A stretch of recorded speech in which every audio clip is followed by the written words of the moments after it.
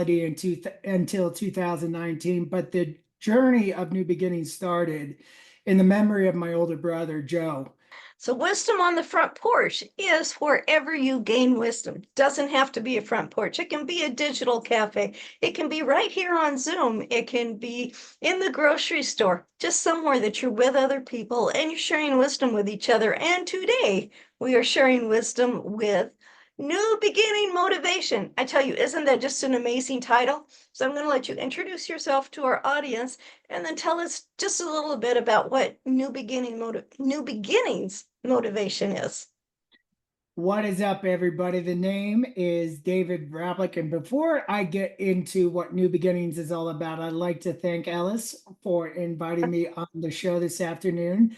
It is such an honor to be able to get to connect with so many amazing individuals across the country. And this has been a long time in the works on getting to connect with you. And it is such an honor to be able to be with you on your show today. So from the bottom Thank you. of my heart, thank you for this amazing opportunity. Yeah, definitely my honor. You always give so much value. And so I can hardly wait to hear what we have today. I'm so excited. Thank you so much. I founded New Beginnings back in 2018, but it didn't become a reality until 2019. But the journey of New Beginnings started in the memory of my older brother, Joe, who passed away at the age of 39 from an aortic dissection. Oh, Joey was 4.5 years older than me, and he was at the time a 14-time Ironman finisher. And wow. and this guy did not have any quit in him. Even when people told him when he was heavier before he started these Ironman competitions that he wasn't going to be able to do it, he always had this smirk on his face that when he heard those words from other people, it just ignited the fire within him. And he set out on this mission and decided to get his body into shape. And when he did the first Ironman race, which I believe was in Madison, Wisconsin, he got hooked. If you guys look up online, Joe Vrablik Ironman video, there's a couple of videos that he was interviewed by Ironman about his journey on how he became a 14-time Ironman finisher. Wow, And 14 times. yeah, you would think one or two would be enough. And he even said, I believe in the video, that he was crazy enough to go for number 14. And Wow. and the reason why he wanted to do that was because he knew that he was never going to qualify with the time. But I think it was like after number 5 or number 6, he got word that the Ironman began this quality process, this legacy program. And he made this goal. I believe he was like 33 or 34 years old, that he wanted to reach number 10 or number 11 to qualify to be able to go to the world championship in Wow. Kona, Hawaii. And he was 38 when he got selected. He got awarded the opportunity when he was 39 years old, and I believe it was in February or March. And let me tell you something, as his younger brother, I was thrilled to the moon. I went to Madison, Wisconsin as a single man, cheering him on, running on not on the race course, but on the sidewalk with him, just cheering him on when my knees were still good. And just saying, I'm so proud of you, man. Keep going, keep going. And he would finish every single race. And even when I was married, my ex-wife and I would go out there. My parents would go out there. Friends from Chicago would fly out there. I remember one time my ex-wife and I would be talking like, we're eating way too much food. But I remember looking at my ex-wife and saying, it doesn't matter. Joey's out on the race course burning our calories for us. So let's enjoy the cheese curds. And then on April 19th, it all changed. And I got the phone call from my sister-in-law that he passed away at work. Oh, gosh, that had to be really devastating. I can't think of a better word. There should be something better, but just more than devastating to get that phone call. It was devastating, Ellis. I didn't believe it at first, and I remember at the time I still owned my house. I was still married, and I jumped out of my bed. My wife was in her office doing some stuff, and I can't remember if I screamed or yelled or something, but she came running into the master bedroom, and I told her what happened, and she collapsed to the floor in tears because if you were ever to pick a significant other and where you wanted your sibling and your significant other to be brother and sister, that's what I had. Oh, That's what wow. that's what my brother and my sister-in-law were at that time. There were so many times that when Tawny and Joe would be talking and Joe would be wanting me to do something, but he would want validation or support from my wife, he would always look at her to make sure what he was saying was in line with what she was hoping would be in alignment with me.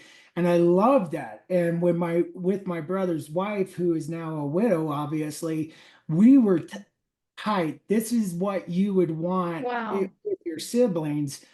And when she fell to the floor, I came down to her and I embraced her, and we were on the floor crying together for about 10 or 15 minutes. And I said to her, I said, honey, I need you to get up and I need you to get to my parents' house, because at the time, my brother and my sister-in-law were staying over at my parents' house taking care of their dogs while they were on vacation. Oh, And after I got things collected at the house, I collapsed because the one person that during a crisis I would reach out to my older brother, but in that moment, my older brother wasn't here. So yeah. I collapsed to the floor, wailing my tail off, screaming for Joey to come back. I didn't know what to do. I was only 35 at the time. And what was crazy, last time I saw him was the week before at my 35th birthday party. He and my Oh, wife, wow. and at the time, I think it was, oh, she was his wife at the time, my sister-in-law, they all threw me a 35th birthday party for my third, Nice. obviously. Yeah. And the hardest phone call that I would not wish on anybody was when I had to make the call to tell my parents that their older son was gone. Yeah. And my Yeah. sister-in-law wanted to be the one to call. I said, no, this has to come from me. And I made that call, and I'm not going to lie, everybody. I still have those nightmares of hearing the screams and hearing the wails from Oh, my parents still have not healed from that. And what I'm oh, getting at, wow. and what I'm getting at from sharing where New Beginnings came from was I still have not healed from this loss. And there may be a time I may never heal from this, but I didn't stay stuck in Right. the ashes. I have made some really bad choices since the death of my brother. But what the difference is was, as much as the pain is still within my heart, is still within my soul, I rose above the ashes. And that's when my new beginnings began. And that's when I Right. decided I wanted to share the loss of Joe. It's different for brothers to lose a brother than a parent losing a child or a spouse losing a spouse. But when you make that choice to rise above the pain that you're in and to get to be able to get unstuck and to be able to rise above that and to reclaim your life, if it's to reclaim your health or if it's to reclaim your heart, if your heart is closed off to those who want to love on you, but you have a hard time trusting that people have your best intentions at heart. But I want to also caution you because there are ill-intentioned people out there, but you have to be fine-tuned to listen to your heart. And if you are closed off, the best part about the new beginnings concept and what I have built for my company and my organization is you have the opportunity to reinvent and to create those new beginnings in any area of your life. And how we do that is we serve men and women by championing the underdogs to rise, reclaim, and reinvent by if you have reached the peak of your professional career, but you have the burning desire to connect with a deeper part of yourselves, if you have a struggle with your marriage, now I'm going to say I'm a divorced man, but it's not by my choice. My ex-wife left, but there were underlying issues on why she left. So I know the pain of divorce and I live with that every single day. I know the pain of loss. After my brother died, I lost 5 other people within a 6-month time frame. Yeah. After all that, I slipped on ice and I smacked my head on concrete and I had 3 brain bleeds. My cerebral tonsils dropped. That should have killed me. I'm still here. I Wow. had I had thyroid cancer that could have spread, but I'm cancer free. I share all of this because we all have the divine right to begin again. So if you have that burning desire, that's where new beginnings can come and love on you and support you and help you to get out of the base camp and push for the summit. Wow. That is so incredible. Wow, ask a question. Wow, what an answer.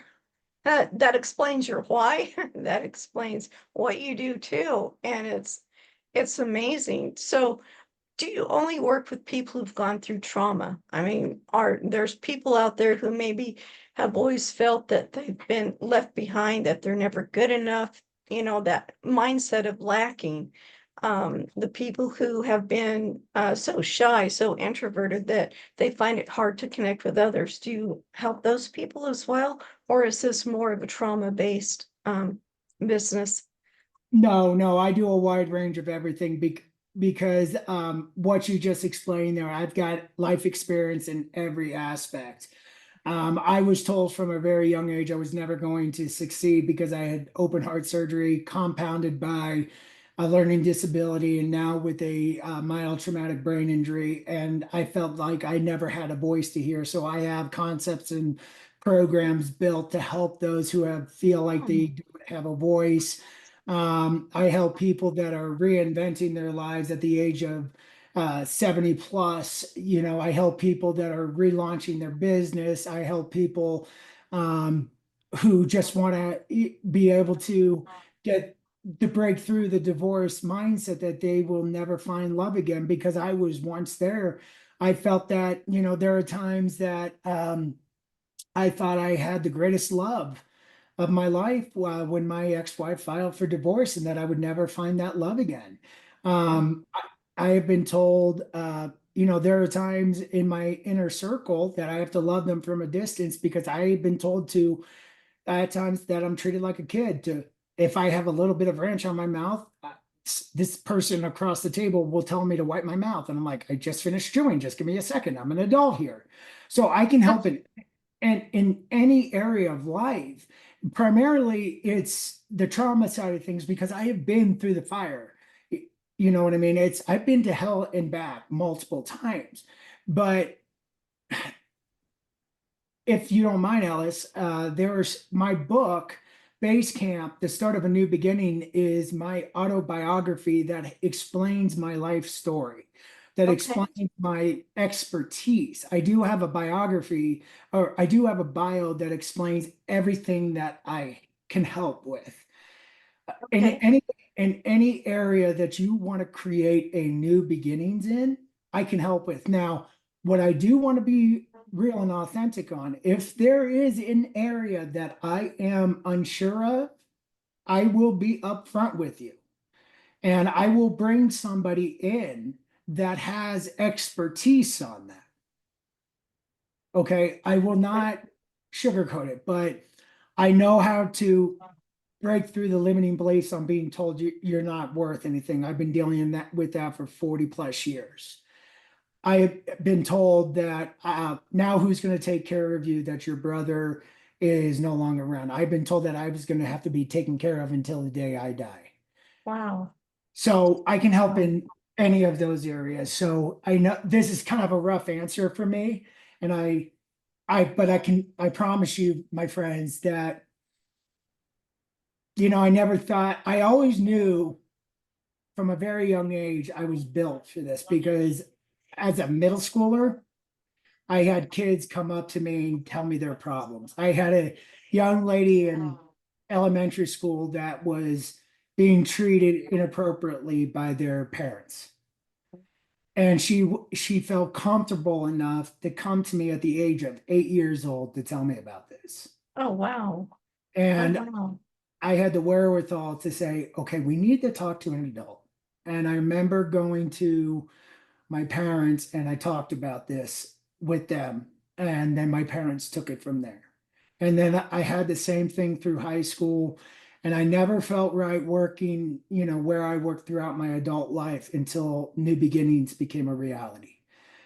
That I sounds will be in the I will be in the trenches with you and I will help you create that new beginnings because we all have the divine right to begin again.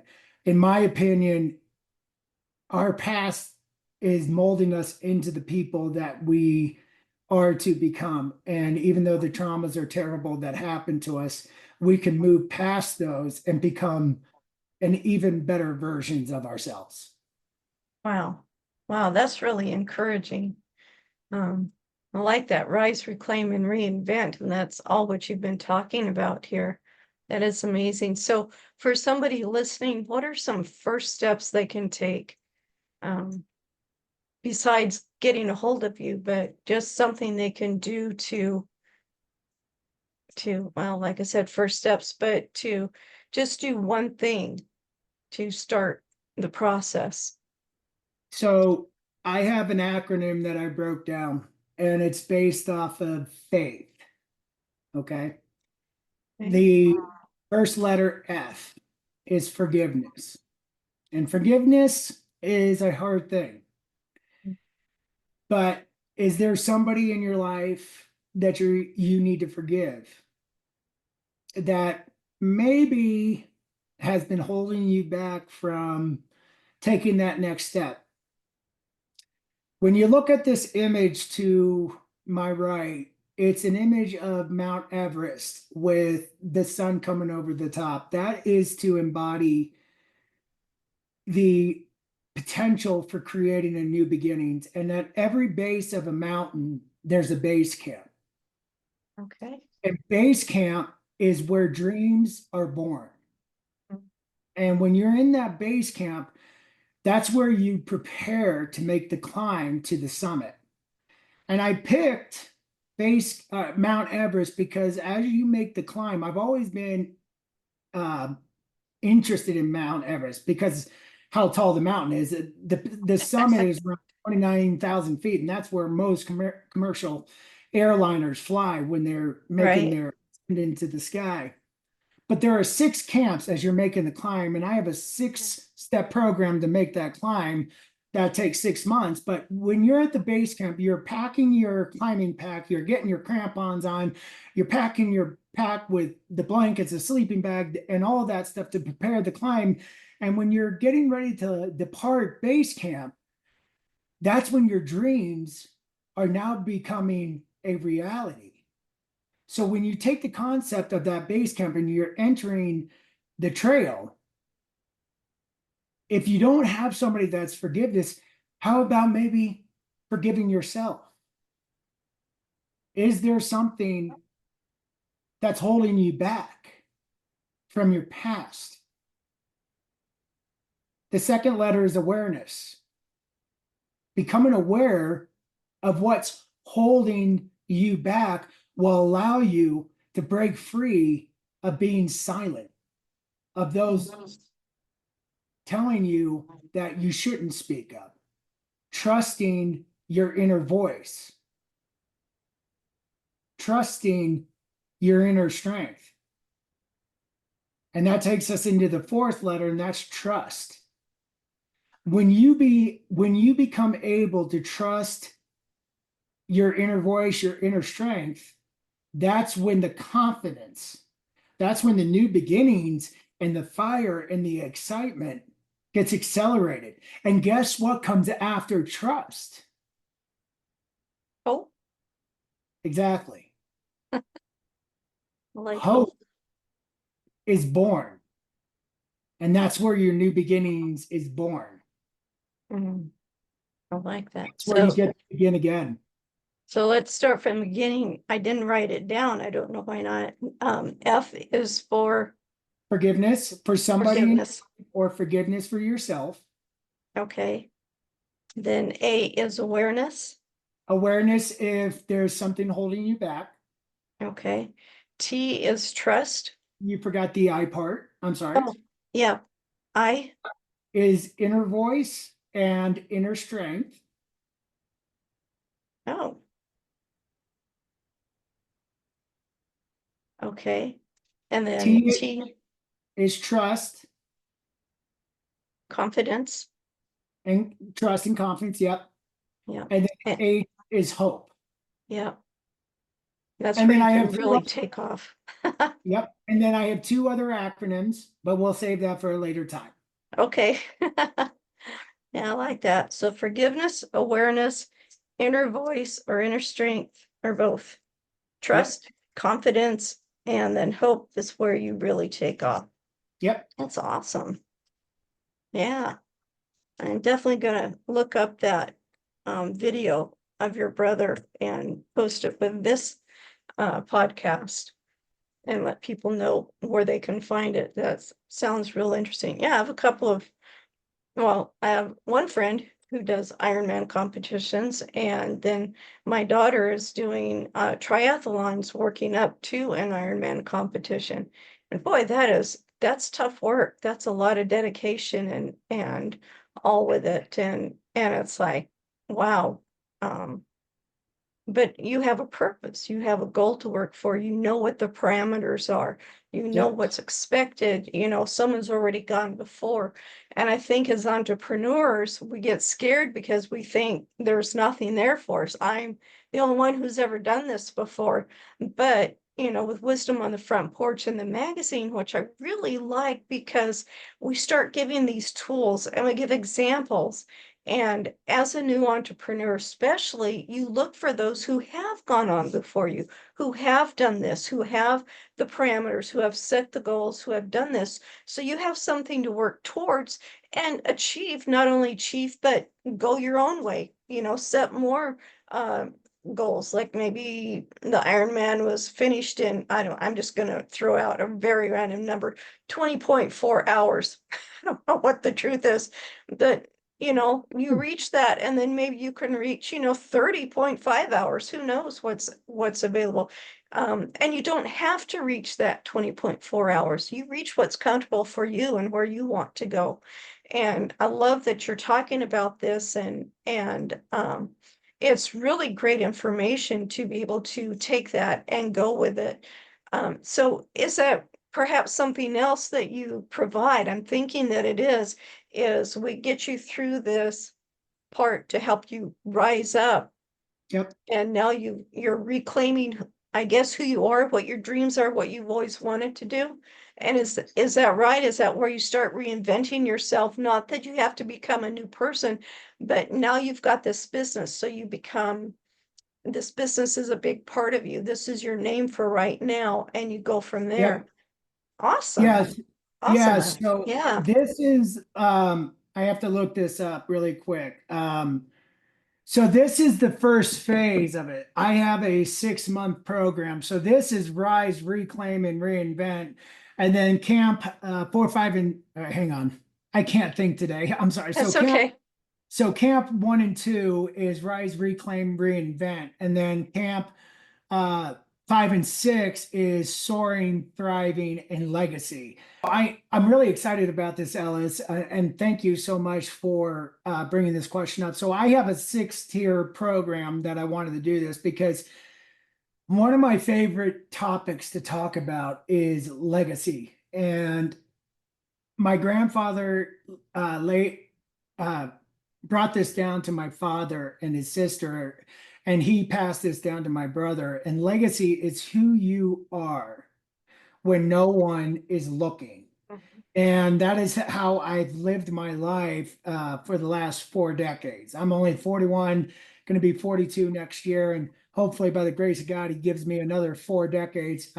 I've had my fair share of medical issues, as I shared, but the Rise, Reclaim, and Reinvent is Camp 1 and Camp 2. As I mentioned earlier, when you look at the image of Mount Everest, there's 6 camps.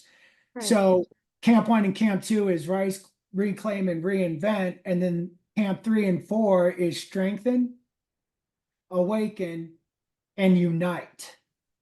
You Oh, can't wow. do this by yourself. It's important to unite yourself with a community such as yours and New Beginnings. And like myself, one of my biggest communities that I'm a part of, and if it wasn't for this community and their love and support, is Michael Faber and the Unleash You Now family. And now you and your community is a big part of my family. So I'm going to consider you as a big part of my life and giving me this amazing opportunity. Yay, I Then have a little brother. I'll take it. I love having sisters in my life, and you is my older sister. Daniela Roman is my older Oh, yeah. sister, and I love her to death. She's amazing. Uh, uh, I could go on and on. Margaret McClure is my younger sister. There you So go. there's so many people, I'm just blanking on names. So, and then Camp 5 and Camp 6, this is where we get really like hardcore and getting to work. Then Camp 5 and 6 is soaring, thriving, and then what type of legacy do you want to leave behind? Yeah. One of the biggest things I have discovered since I opened and created New Beginnings is when I've asked the question around town when I go to my local cigar lounge, because I do enjoy a good cigar on Thursday nights when I hang out with my guys, my boys, and I'm meeting new people and I'm talking and they ask me, what is the mountain all about and what is New Beginnings about? And I tell them what the company's all about and what it stands for. I always ask the question, what does legacy mean to you? And they go, oh, my legacy is my kids being born. I'm like, that's cool and everything, but it goes deeper than that. And they Yeah. go, what do you mean?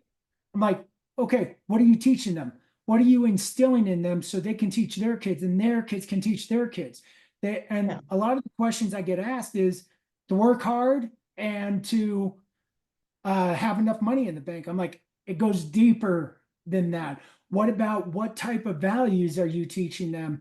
What memories do you want them to teach? Because it's sad because what I'm seeing around Colorado, especially, is the fear, it's the anxiety, it's the biggest one is the fear of the unknown. What if we changed that narrative and switched the legacy instead of the kids just being born into, it's important to go to work and make money, everything, because that's how we live. But what if we Right. shift that and create those new beginnings and teach the legacy and instilling like just what my father and mother did for my brother and I, and what my grandparents did, and to love life and to live life fully to the max, or like Michael Faber says, to live unleashed, or what I say with my organization, the time is now to rise up and reclaim and to reinvent any area of your life.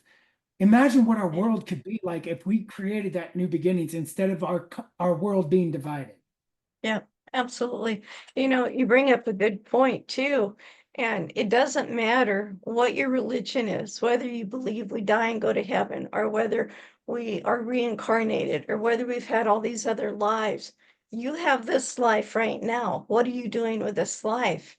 And what are you doing for others? I think of my descendants. I did genealogy for, gosh, it'd be 50 years now because I still do a little bit of it, not as intense as I was because I was putting in 80 to 120 hours a week on that, trying to help other people get their family history found and discovered and get the truth of it.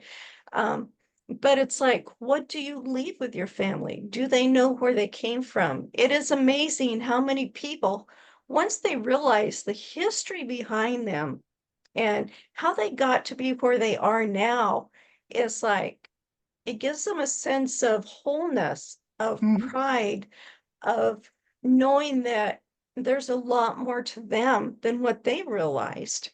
Not everybody has royalty that goes back to, this. year 305, whatever year it is.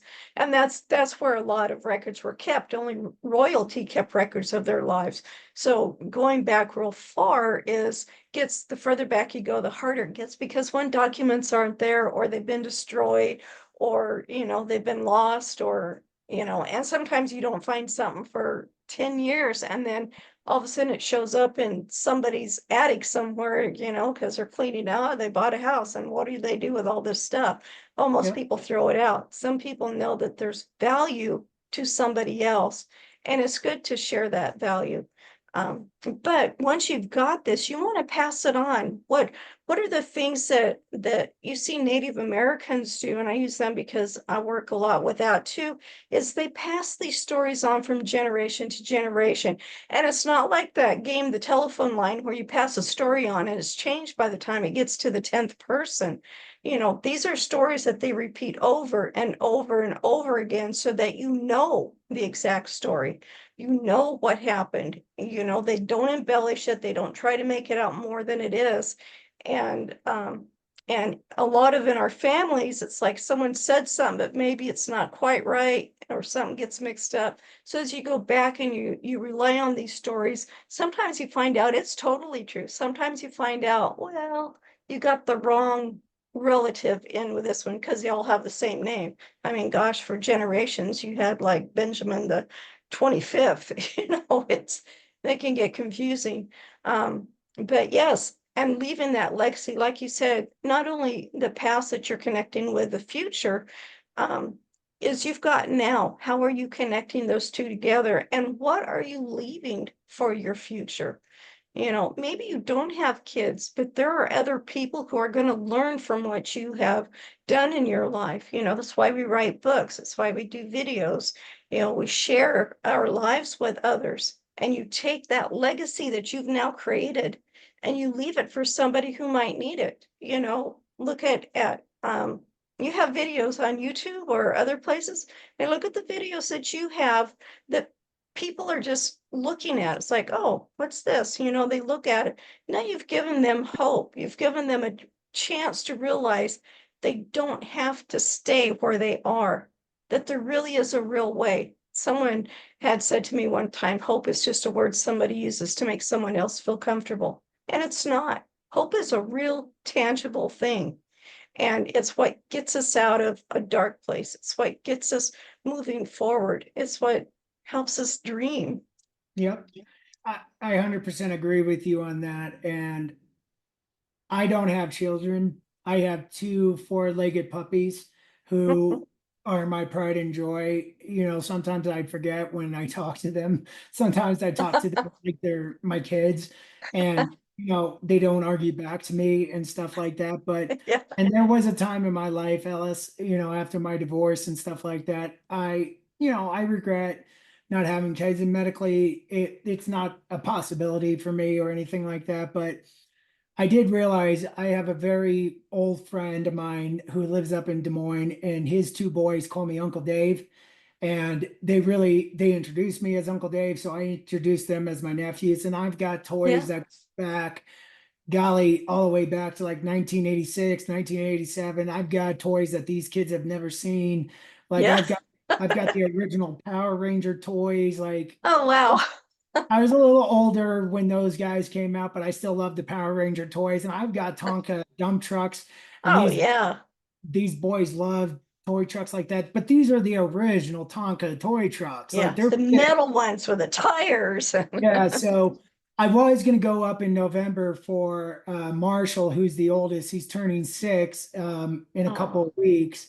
But unfortunately, I'm having knee surgery day after tomorrow, so I'm not going to be able to make it up there for his birthday. But I told him I'm going to bring him something special that I've had since I was his age.